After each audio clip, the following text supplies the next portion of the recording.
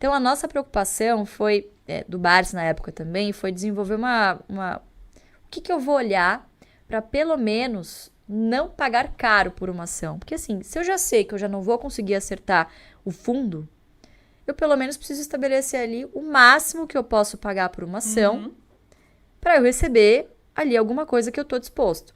Então, qual foi o filtro que ele começou a usar? 6% ao ano só em dividendos. Às vezes as pessoas falam, putz, mas não é muito pouco, mas a gente está falando só de dividendos. Lembrando que se o dividendo deriva do lucro e o lucro ao longo do tempo é corrigido por inflação, a gente está falando de uma métrica real. Então, ele não é 100% comparável com uma Selic, por exemplo. Da Selic, você tira o IPCA e aí você tem a taxa de juros real. É com esse que a gente tem que comparar. Claro, no longo prazo é isso que faz sentido. Então, 6% é o teto. É o mínimo que eu quero receber. Com esse mínimo que eu quero receber, o que eu faço? Eu vou lá no site do RI, eu vejo a média, então isso é muito fácil, você vai somar os dividendos por ação em cada ano, divide por 5 ou 6, depende de quantos anos você analisar, você vai chegar ali na média de quanto mais ou menos essa empresa pagou nos últimos 5 anos. E dividir por 6%, 0,06. O que essa formulinha vai te cuspir ali? Que número é esse? Que é muito importante saber interpretar. É o preço teto. Então, esse preço teto é a minha margem de segurança, é o máximo que eu vou poder pagar por determinada ação para receber aquele mínimo de 6% ao ano em dividendos. Então, esse é basicamente o indicador que a gente sempre está olhando, né? Um dos principais? É um dos principais, na hora de tomar a decisão de comprar.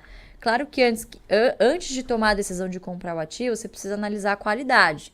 Então, aí vem toda uma análise contábil. Então, você precisa analisar não só os múltiplos, mas também EBITDA, endividamento, liquidez, né? Todo aquele fluxo de caixa.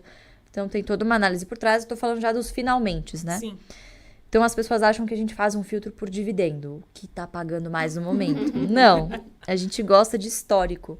Não necessariamente o que está pagando mais agora vai ser o que vai pagar no futuro. Então, por exemplo, a Taesa é uma que está sempre no top 10 das boas pagadoras. Está pagando muito bem agora, a tendência é que continue. Não nesse nível, porque depende muito do IGPM, né? Tende a uma normalização, mas eu não tenho dúvida que vai continuar ali pelo menos no top 10 nos próximos 10 anos, vamos dizer assim, como foi no passado, né? Então, é isso que a gente faz, a gente sempre está acompanhando esses números, que eles não ficam mudando toda hora. Eles só vão mudando se tem alguma mudança de perspectiva. Então, por exemplo, o Banco do Brasil pagava 30%, esse ano determinou que vai pagar 40% de payout, vai distribuir 40% do lucro. Opa, mudou meu preço teto, porque vai mudar o dividendo por ação que ela vai pagar.